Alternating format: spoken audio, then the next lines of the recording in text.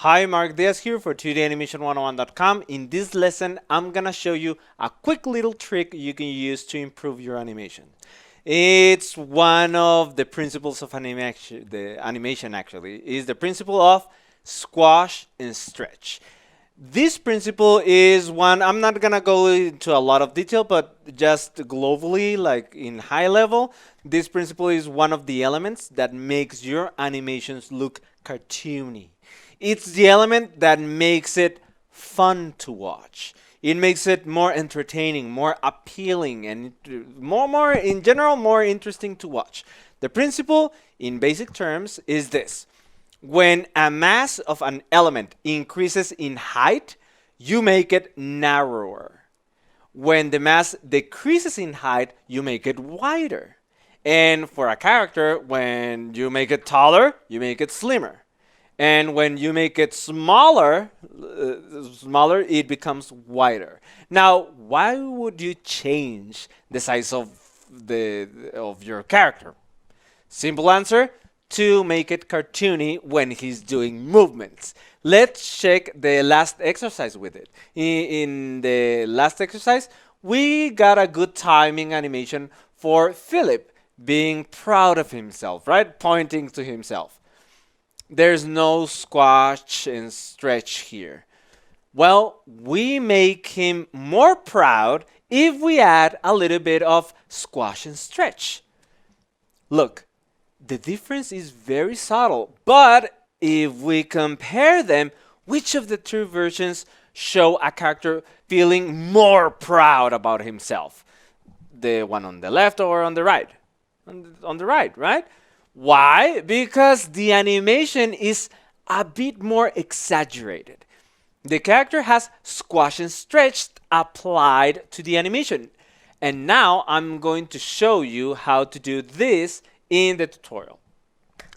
Now, again, if you are watching this video on YouTube or Facebook or outside our school, you can continue just by going to 2d101.com/squash, and in there you can download the project files. Okay, so let's start first by downloading the files for you to work with this.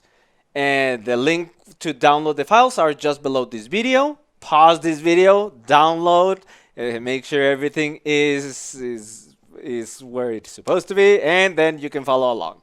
So here's what you need to do.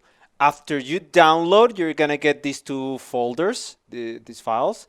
You're gonna see the renders, and then you're gonna see the Cartoon Animator project. Okay, so I'm gonna open this. I'm pressing Ctrl L to copy that address. Then I press Ctrl C.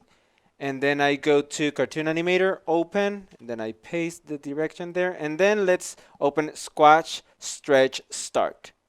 Okay, that's the project we're gonna be using. Now, just in case I don't mess with that, I'm gonna record it on rec. There you go. Just so I don't mess with it. Now, let's do this. In the last lesson, we had this.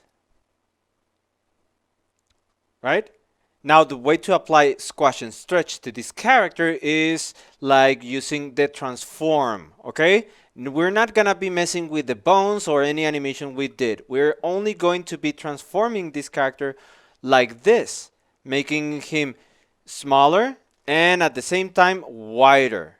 And then when he goes up, he's gonna go taller and then thinner, okay? Those are the how we're gonna be modifying this. But we're not gonna use these handles. We're gonna be very precise using these two numbers, the width and height right here. So when the width grows, the height has to go down.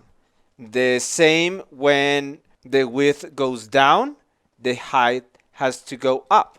So make sure you have this unlocked. The ratio, you have it unlocked. When it's red like that, is locked. So make sure it's unlocked. Right? Now let's get it started. I'm gonna show the timeline. Let's first make sure I'm on frame 1. There you go. Now I open the timeline, select the character. I'm gonna click on object related track, then click on transform, and then I'm gonna see how I'm gonna work with this character. Okay, so he's starting to go down like that, right? So maybe on frame 10, he's going to maintain that scale.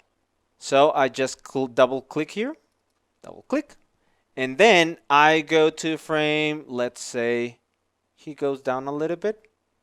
Oh, maybe frame 13. Let's see. Yeah, frame 13. On frame 13, I'm going to increase the width by 4 units. 1, 2, 3, 4. And then decrease his height 1, 2, 3, 4. There you go. Like that. So now it's being exaggerated. You see? Look how it looks without. Let me disable it. Look, that's not cartoony.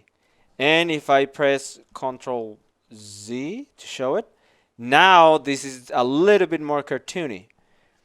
Then we go to frame 20, let's see, to 26. He's going to recover. So I'm just gonna take this keyframe, copy and paste it here.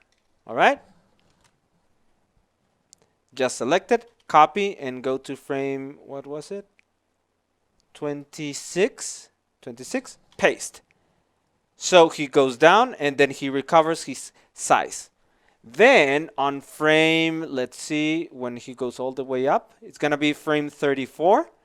He's gonna become really tall. So the height is going to go up 4 units. 1, 2, 3. Actually, let's go over the top.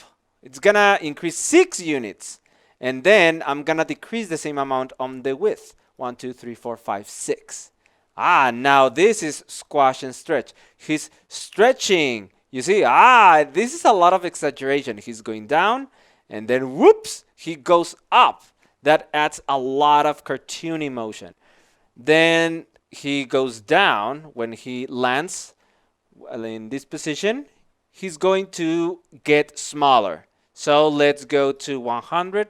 Actually, he's going to be 1, 2, 3, 4, 5, 6. I'm gonna do the same. It's gonna be 6, and this one is going to be another 6. 1, 2, 3, 4, 5, 6. So actually, I'm going from 106 to 94.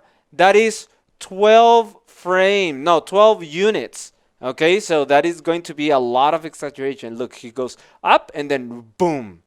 Wow. That is adding a lot of cartoony motion. Then he recovers on frame, let's see, 40. I like it there. It's 49. So this is going to be 100 and then 100 for the height. He's regular. Okay, look. Now this is exaggerated. You see? The last touch, remember, we need to right click, then transition curve, and then select smooth. And I do that for all the other keyframes. I'm doing it in fast forward. There you go. And the end result is this. This is exaggerated. Super cool, right? Okay, so that's it. Squash and stretch, and it's making this animation a little bit more cartoony. I can click the loop and then keep this playing again and again. Yeah, I like it. Just a little bit of squash and stretch makes him be a little bit more proud than normal characters. So now you have a complete character animation of Philip. Now he has a lot of personality. It has anticipation. It has the action and the aftermath. It has good timing. And it has squash and stretch to make it more jumpy, more cartoony, more interesting to watch. Okay, until next time, this is Mark Diaz for 2danimation101.com. Take care.